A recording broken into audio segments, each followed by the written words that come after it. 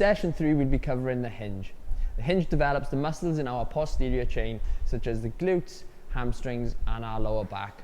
Take a look at the movement demonstrations.